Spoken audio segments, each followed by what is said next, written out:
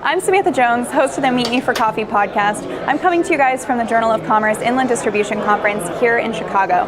If you guys were unable to attend this year, I'm excited to be bringing coverage of the show through some of our speakers on this podcast, many of who are actually speakers at this conference, and then others who are attending and sharing their insights as well. We'll have multiple episodes releasing throughout the week, and we hope that this information is helpful and insightful for you and helps you decide if the JOC Inland Conference is one that you should put on your calendars for 2025. Hi everyone, I'm here with Lee. Lee, would you mind introducing yourself? Yeah, hi, I'm Lee Klaskow. I'm with Bloomberg Intelligence. I'm their senior freight transportation logistics analyst. I cover all things freight, so whether it's on the road, rail, or ocean or air, I kind of follow it for Bloomberg. Awesome. Well, today is Monday, and I have to just ask you a quick question. We won't go into too much detail, but the East Coast Union is supposed to go on strike tonight at midnight. High-level thoughts on what we need to worry about if they go on strike. Do we even need to start worrying, and when do we need to start worrying? And just get your quick thoughts. Well, if you're a shipper, you probably should have started worrying 6 months ago. Right. I think a lot of the sophisticated shippers have been smart with diverting freight away from the East Coast and Gulf Coast ports, maybe to the West Coast, some Canadian ports, and also pulling forward demand. So we're seeing a lot of that. But now if you're a shipper and you need to get stuff to the East Coast, or if you have stuff on the port as of tonight, you might be kind of panicking a little bit. From our perspective, we think that if a strike does happen, which it does look like it probably will, it'll have ramifications through all freight markets. It'll be a net positive for freight rates, so Sure. Good for truckers, intermodal providers, freight brokers, freight forwarders, container liners, but bad for shippers, because that just means it's going to be higher costs, increased complexity with their supply chains. I think I actually saw that there's been some GRIs that have already gone out and gone into effect. So is that... Maersk's put out some surcharges related to the additional costs that they're going to have, because if they're waiting at the port to unload, they're really not sure how long they're going to be waiting for. And it also, it's also going to create congestion at the other ports because of all this freight that's going to try to get there, like in LA and Long Beach. So you're going to see some delays there. So it'll be interesting to see what happens. Hopefully they can come up to a win-win situation, but it seems like they're pretty far apart right now. So let's say the strike doesn't happen, hypothetically, and these GRIs or anything else that's gone into effect, do those just get immediately reversed, or how long do you think those hang around? Honestly, I don't know about the Maersk surcharges, if they'll keep them, because there will be somewhat of a delay at the ports, because right now, once the strike happens, the ships can't get there and unload. Right. So there's going to be delays there. What we've seen, surprisingly, is ocean rates, they've been coming down since their July highs. Sure. So it really hasn't had that big of an effect yet on ocean rates. Assuming that they do strike, we think it's only going to be maybe a couple of weeks at best. So it's not going to be as disruptive as what we saw during the pandemic, which is really demand-driven versus this is really supply-driven. Great point.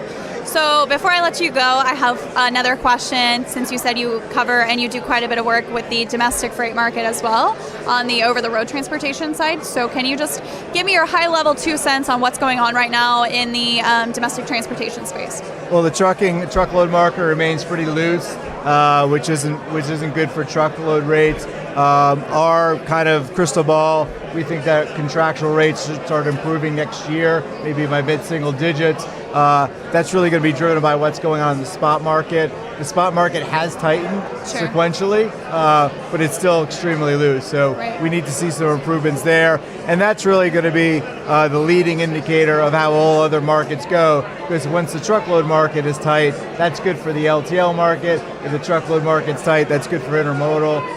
So it's really going to be based on how quickly the truckload market gets tight. And unfortunately, a lot of it's going to be on the supply side, meaning more truckers have to leave the market for that to happen, because GDP demand is going to be low single digits for quite some time. Right. Well, thank you so much for those insights. I have one last question before I let you go. Is this your first time attending the JOC Inland Conference? No, I can't remember the first time I attended, but I remember talking to the JOC folks, and it was their second year doing it. Okay. So I've been to a bunch of these. I come most years. It's a great conference if you want to know what's going on with Inland Transportation, hence the name. And tomorrow I'll be speaking at a panel about our outlook on the economy and the freight market. So you got a little taste of it just now. Awesome. Well, thank you for the preview. I appreciate you coming on. My pleasure. It's great to be here. I'm here with my friend Ken. Ken, can you introduce yourself? Hello, everyone. I'm Ken Adamo. I'm Chief of Analytics at DAT. And you have been on this podcast, I think, 3 different times, but I love getting your thoughts, but I have very limited time, so I'm going to ask you a pressing question that I have that I don't think anybody else here is going to answer for me. The question is, what are your thoughts on peak season from a retail standpoint, from a demand standpoint?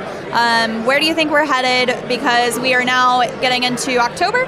So what are we looking at for the rest of this year? Yeah, so if you've been around this business for a while like you have, you know that right now it's all port activity for peak, right? Everything's coming in on boats and getting ready to come inland, which we're at the Inland Conference, so it's very fitting. Yes. Things will start to move via truckload further and further inland as they get to their final destination, and then they go on the shelves for Black Friday. I think kind of commotion at the ports aside and tropical weather aside, the market's at an equilibrium right now, and I think that's really where we are. So this impact on demand and the potential impact on supply could have rates really coming up as we get into peak. But I do think without major structural shifts, things will slow back down as we get into that tail end of the peak season. The market's really looking for a reason to rebound on the macro.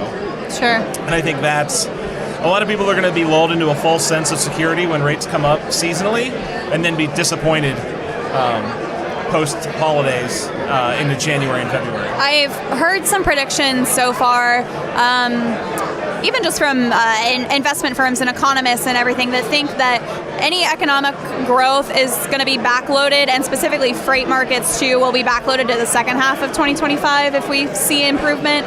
What do you think about that? I mean, I think if the Fed continues on this posture of rate cuts, the spring season should be really good for freight and logistics. That's when I'm kind of pegging the real economic tailwind that we'll run into. If you have housing starts, people moving around, doing projects that they've been waiting on, buying new cars, anything that you're going to borrow money for, if that all starts really hitting in the spring, we should see tailwinds carry us really into that next cycle. So I'm maybe not as pessimistic in that regard, but we'll have to continue to see a posture. It all depends on how the election goes too, right? I mean, not endorsing one side or the other, but there's pretty different economic policies on either side of the spectrum, and how that shakes out could make the recovery look different. Right, okay. I know I'm trying not to talk too much about the port strike, because if it doesn't happen, this is a moot point.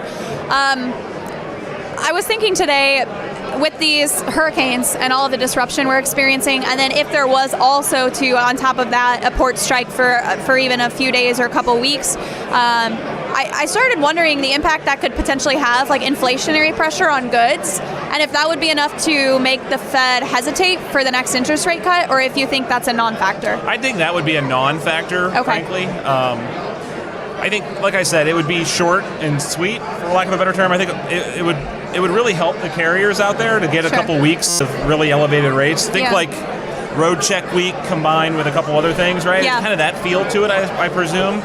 I think the Fed seems pretty committed to getting those rates down at least a few more cycles into next year. So I don't think I think it could have an availability impact for sure. Okay. Especially on some of some of the consumer durables that come over from overseas. I think some of the more expensive electronics or things like that.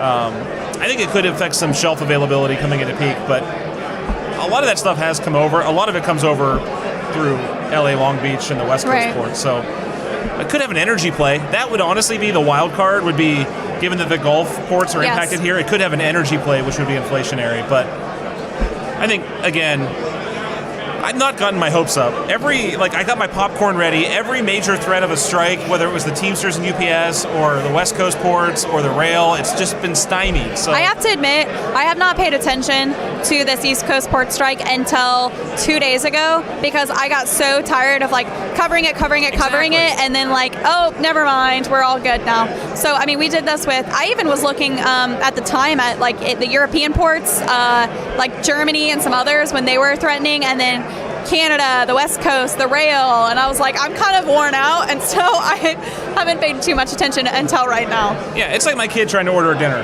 It's like, do they want chicken tenders or sliders? I just decide. Yeah, you're a striker, you're not. And honestly, here the thing they're striking against is just a human inevitability around automation. So. Yeah. And it's also the busiest week of the year for the ports, so they have leverage. It's just a bad recipe, truthfully. It's just. Yes. Yeah. But they're not going to strike forever. Last question for you. How many times have you attended JOC Inland Distribution? I've never been to Inland. This is my first Inland event. Okay. I've been to TPM, which is the other JOC event in Long Beach, I believe, right? Okay, yes. I've been to that several times. But my first Inland event, it's right in my backyard. It was a hop, skip, and a jump from Ohio. What are you so excited. Looking forward to most? I've got a presentation with Eric Johnson tomorrow morning, right after the first session. We're going to be talking about analytics, market outlook a little bit, probably, how to use data to run your business better, which you know me, I could talk about that for hours. We only have 30 minutes, so it's super exciting. Yeah, awesome. Great weather in Chicago. It's a great conference so far. Well, thank you so much for coming on the podcast while you're here. Thanks for having me. I'm here with Paul. Paul, can you introduce yourself? Hi, I'm Paul Bingham. I'm Director of Transportation Consulting at S&P Global Market Intelligence. Awesome, Paul. I don't think I've ever had you on this podcast, but I know we've crossed paths before, and I have heard you speak at least a couple of conferences before. And so I know you are speaking here at this conference. I'm very excited to hear that session. But I'm going to ask you for a little bit of a high-level overview of that for the people who can't be here in person. All right. So you guys are speaking, I believe, about the economic outlook for the rest of this year into 2025. And so I'd love your Cliff Note version of that, if you don't mind. Yeah, so as is typical in these kind of events, my role is to bridge between the global macroeconomics, U.S. macroeconomics, and the freight transportation logistics supply chain community. My group is focused on freight transportation economics, so it's a natural for our group. And I'm homed within the part of the company that's focused on the economics overall across all the sectors of the economy. We've got hundreds of economists at Standard & Poor's that focus on pretty much anything of interest to anybody. And my role in that is integrating it and translating it into what makes sense and what's logical and what's important for the freight management community to know. So let me step back and give you a brief overview of what I'm going to talk about tomorrow, which is for the rest of 2024, we're seeing still strong growth that's been playing out all year in consumer demand, but yet a freight recession because we've had relatively weak manufacturing output. Industrial production has been almost flat this year, and there's sectors that are not strong. These high interest rates that we've been suffering through intentionally on the part of the Federal Reserve Board have slowed some of the economic activity because of things like high mortgage interest rates and costs of capital for businesses going much higher than they were in a very long time. Sure. The Federal Reserve Board has just recently started to reduce those interest rates, but that's only an increment of what's to come with further reductions on into 2025. But right now, folks still face relatively high interest rates, whether they're consumers that are looking to borrow to buy something like a home or a car, or businesses that are looking at things like inventory carrying costs that are substantially higher than they would have been just a few years ago. So our outlook for 2025 is a slowing economy, not a recession, but moving more towards a trend where we're below the potential growth of the overall economy. This year we've been running hot, actually, with output and growth really beyond what's sustainable, with very low unemployment and output and activity that's faster than the overall economy really can support. And that's one of the factors that contributed to the inflation we've seen in the last few years. But as we move into 2025, even though the interest rates will be slowly coming down, there'll still be this tailwind, this lag effect of the impacts of all that high inflation. And we're also going to see still creeping unemployment increasing a little bit. We're forecasting unemployment is going to be increasing slowly, not up to some historic high level, but getting us to higher levels than we've seen in probably 5 years, approaching 5%. It'll be a little bit below that in the end of 2026. That's one of the factors that the Federal Reserve Board has been looking for to reduce some of the pressures on wage inflation, which has been a contributor to some of the inflation pressures that they've been trying to get under control. Right. But they're obviously comfortable now that that's going to happen. They've started to reduce the interest rates, and that's going to play out beneficially for everybody in the economy over time. Companies will be able to make investment decisions that they've been holding back on. Consumers will feel less pressure as the interest rates come down, and that'll be positive for freight demand. Yeah, I think it's interesting to me that we've been facing a freight recession during what's considered a strong economic recovery since our recession during the pandemic. And now, as the economy starts to experience some cooling, is actually when we're looking at the freight market improving. So we've been experiencing opposites, which is why this podcast exists on our normal broadcast, right? To make sure that we're not just feeling a certain type of way, because we're all citizens, we all participate in this economy, right? We all face inflation and all of these things, and we all see friends getting laid off, but we're also operating in a freight market, and we have to be able to make business decisions based on what's coming next in our industry. It's very important in freight transportation management to understand its role in the economy, where in the U.S. we are primarily a services economy. Yeah. If we look at consumption, which is about somewhere over 2/3 of the overall economy, the majority of that goes towards services spending. So some of the strength in the economy that we've seen in the last few years at the top level has been recovery and strength in the services sector, not so much in the goods sector. Like if we look at inflation has been gone from the goods sector for more than a year. In fact, in certain sectors, we've seen deflation. Yeah. So even though at that top line level that the Federal Reserve Board's been looking at, that we're still running over 2%, wage inflation has been over 3%, the goods inflation has been completely gone from the economy for a while, and yet that wasn't enough in the economy to promote recovery in freight demand sufficient to take us out of this, what some have called the freight recession. There have been pockets of strength, like import containerized goods growing, well over, 5, 6, 7, 8% this year. But there's still other sectors in freight which have been suffering enormously. Of course, the headline one that gets some attention has just been movements of coal by rail, down long term and no path for recovery. It's hurt the railroads. For trucking, that doesn't really matter so much, but as far as overall, if you look at freight activity in the overall economy, that's an example of a category where it's been in a downturn and doesn't have prospects for a long-term turnaround. Right. Well, thank you so much for sharing your insights. I have one last question for you. Is this your first time attending JOC Inland Distribution? No, I've been blessed to be at 4 JOC Inland conferences in a row, though I have to add that 4 years ago I participated virtually because I caught COVID. Oh, so. Yes. Yes, so this is your third in person, but fourth overall. What makes you want to come back? What in particular do you enjoy about this conference? The interactions at JOC Inland I don't find replicated elsewhere in terms of the focus on the domestic freight industry. Yeah. This is a combination of the carriers, the intermediaries, and the shippers in one place, without being dominated by public sector policy issues, more focused on the tactical and some of the near-term strategic investment decisions that all of the participants in supply chain logistics in the country that worry about how we actually serve this enormous domestic market, which is the U.S., are serving. Absolutely. Well, Paul, thank you so much for making this podcast part of your event. And I'm here with Mike. Mike, can you introduce yourself? Yeah, thanks for having me, Samantha. So Mike Meyer with Fountain City Logistics, and I oversee our LTL division. Fountain City Logistics is a little bit near and dear to my heart because I'm from Kansas City, and most people don't know that Kansas City is the city of fountains. So that's right. It's really a pretty cool story. So yeah, that's where the name of our organization came from, City of Fountains, Fountain City. Well named. I love it. So you are over the LTL side. You said you're growing that division for Fountain City, which is a brokerage doing full truckload LTL. And so I'd like to just get your perspective. I used to live and breathe LTL, Mike, I really did, and now I'm a little removed from the space, yep. And I've been very heavily focused in understanding full truckload markets. I just had Ken Adamo on from DAT, and he said that we might be looking at some tightening in the truckload market next year, and that he mentioned LTL because usually after truckload gets tight, it kind of spills into LTL or intermodal.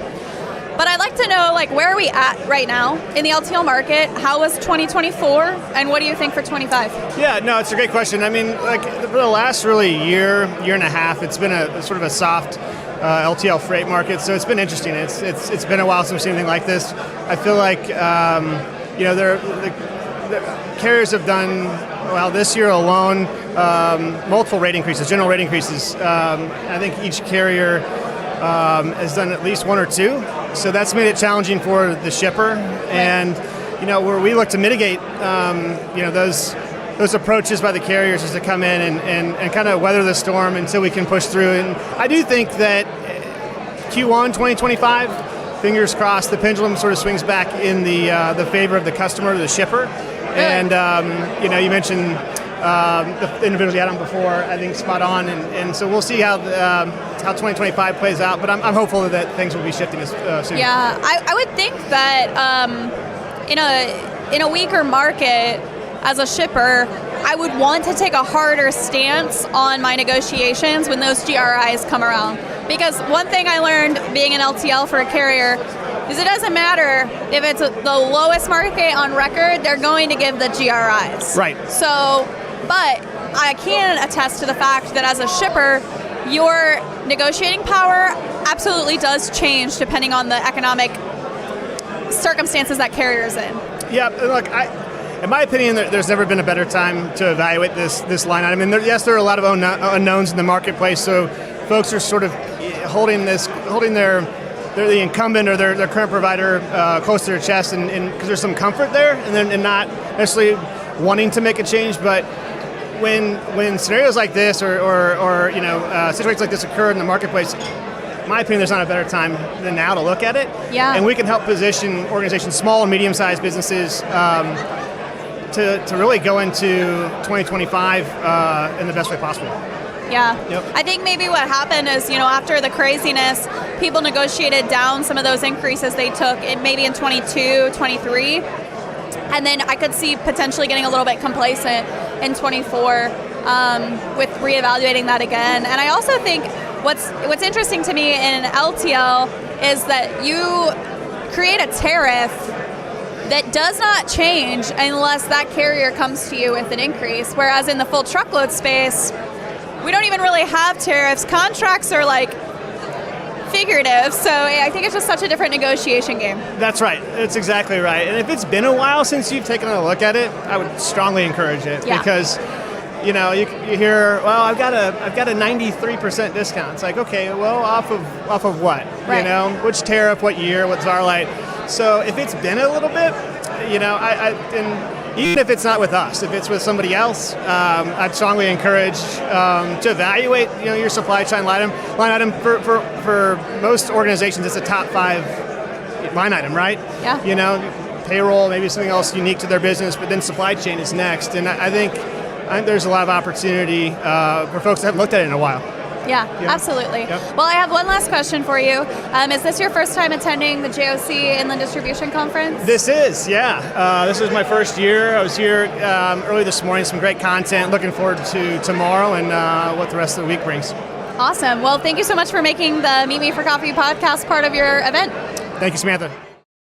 I'm here with Sarah. Sarah, can you introduce yourself? Hey everyone, Sarah Barnes Humphrey here of Let's Talk Supply Chain, founder and host. Also the founder and host of Blended Podcast and the founder of the Blended Pledge, which is my nonprofit. Awesome. I really don't think you needed much introduction. I think you're very well known in this space, and a lot of people have probably seen some of your work. And so I told you just a little bit before this that I wanted to talk about something that I don't get the opportunity to talk about a lot with the guests on the show. Yep. And I want your thoughts on the evolving and changing landscape in our industry for content, for podcasts, for video, for LinkedIn. You've been in this space and you've been doing this for longer than a lot of people have on the leaning into LinkedIn and video content. So I know that you've seen this evolve, and you've probably seen it, I would guess, rapidly evolve in the last few years. So What are you noticing? Well, and I've evolved Right? Because when I started, it was audio only, and I was doing my own graphics, and nobody will hire me as a graphic designer because I suck. Me too. Right? But I had to do it to get started. And then LinkedIn Live came out, and it was like, let's test that and figure that out. But content is really important. In this industry, I read just the other day, there's 121 podcasts. So that doesn't include vlogs, that doesn't include some of the video content, the live shows, the webinars that are live. There's a lot of content happening in this industry. Yeah. And I think it's really important for us to have a variety of different perspectives so that we can learn and also form our own opinions based on what we resonate with. And if we don't have enough people talking about the hot topics and what's important, then how do we know where we need to go and what we need to do and how we need to talk about it? And I'll give you an example. So I've had a couple of reporters reach out to me about the recent strike, and I've had to gather some information to go back to them, and they're not in this industry. They just want to know what's happening so that they can go back to their communities. And then you've got celebrities going onto Instagram and being like, you need to panic buy right now because there's not going to be enough inventory. And I'm like, no, that's exactly not what we need. Right. And so it's really important for us to talk about it so they can too find the content and understand better so we're not informing people wrong. Right. So I think there's a lot of different uses for content and specifically for podcasting too. And I know you said like 120. I know I could probably name like my favorite 5 to maybe 10 would be stretching it. But that just tells you like, that's because those are what works for me. Like those are what I need to consume. So with what I'm focused on, I'm consuming a lot of like economic information, freight market information, and maybe like some sales type stuff, but not really much outside of that. But there's so many different like warehouse side, automation side, like international logistics, and all of these things that people are coming to. But I think there's a couple things I think of. One is education. We're learning, we're growing. And then another I think is call it sales and marketing and brand, like revenue generation. How are you seeing like podcasting or any type of social video content contributing to a company's revenue generation? Well, it's a way for them to not only reach their customers, but their potential customers and let them know where they stand. Right. Who are they as a brand? What's our founding story? What do we stand up for? What is the impact that we're making in the industry? How else are you going to tell people about that? Right. The challenge with it, though, is if you're doing always branded content for your brand, right, people are going to think that that's salesy. Yes. So you do need to work with collaborators and content creators in the industry to get that story out there in a very different way. You need a little bit of both. Yeah, I always tell my clients when I'm working with them and we're talking about LinkedIn, and like, if you were your target customer, what would you want to hear? What are you consuming? What are you looking for? Because you're right, we get a lot of people who talk about like, oh, this is what I do, this is my expertise, this is my tricks of the trade as a seller or an operator, but it's like, well, I think we're missing the fact that like you are a specialist of some sort in an industry that you understand hopefully better than most. So like start sharing that information. And I think like you said, there's this common misconception that it has to be salesy and super like markety. Right. It's like, no, it should be more like if we do the information sharing and the education, then like the sales come organically and it's not a pitch. And think about how fast things are changing. Right. Things are changing so quickly and everybody is overwhelmed. Yeah. So how do they put that into context and figure out what's right for them? Right. And what they want to concentrate and focus on next when it comes to technology, services, etc. How do they know what the next best thing is on the market? Right. They're going to do that through content. Yeah. And so there's like some studies that have come out unrelated to freight, and this was just on like, that one I saw is that the average attention span of a person is like 8 seconds, but it's actually like decreasing. And I think in my opinion, that's going to be directly linked to like this whole like the reels, the TikToks, that it's like we have a lot of information condensed down into anywhere between 8 and 30 seconds. And that's what people are consuming. And social media is proof that people will watch something for 30 seconds and form an opinion or have a takeaway based on that. Right. And so it's also, I think, like an opportunity to meet people where they're at. Yeah. And like I told someone recently, one podcast episode is 15 short clips on YouTube. Like Right. it's 15 opportunities to like say what you want to say and try to catch someone's attention span. But even in business, we are programmed to try to consume as much information as we can, but being efficient with our time, especially in this industry. Yeah, well, and also you want to catch their attention and grab it so they want to learn more. Yeah. Right? Because yes, it's the 15 seconds, the 30 seconds, but then they want to hear the 15, 20, 30, 35, 45-minute deep dive if you have caught their attention and that's the topic that they want to learn more about. There's going to be people listening to this that listened to your short clip of this episode and then saw link in comments and then looked at the comments. Exactly. So we are like, CTA. we're going to prove this. They don't know it yet, but they're going to know that they helped us prove our point. So, well, and also I think we need to take content to the next level, and you'll be seeing that from us in 2025. That's exciting. If you guys are not already following Sarah Barnes Humphrey and all of her team, please do. She has amazing podcast channels, and we didn't get into any of the DEI work that they're doing and really championing women in supply chain, but that is also phenomenal as well. So thanks for having me. Yes, absolutely. I have one last question before I let you go. What is your favorite part about the JOC Inland Distribution Conference? I love it. I mean, I'm here to work for JOC, and I love the team at JOC because I host Inland TV. Yes. So I'm kind of biased. I don't even know if you could ask me that question, but I learn so much being at these conferences, not just in the sessions, but also like talking to everybody and networking. And this is a smaller group of people. Yeah. And it makes for much more intimate networking. Yeah. You see people that you haven't seen in a while, but you also get to meet new people, and it brings together just a great group of people. I could not agree more. Well, thank you so much for making this podcast part of your time here. Yes, thanks so much for having me. I appreciate you. And thanks for all that you do for the industry too. Thank you. I hope you enjoyed this episode. If you guys want to be part of the Journal of Commerce Inland Distribution Conference in 2025, I highly recommend you follow S&P Global on LinkedIn. You can find and connect with Eric Johnson, Ari Ash, or William Cassidy on LinkedIn as well, and you will be sure to see all of their updates around next year's conference. Or you can also follow the Meet Me for Coffee podcast, where we always promote and help to cover the show.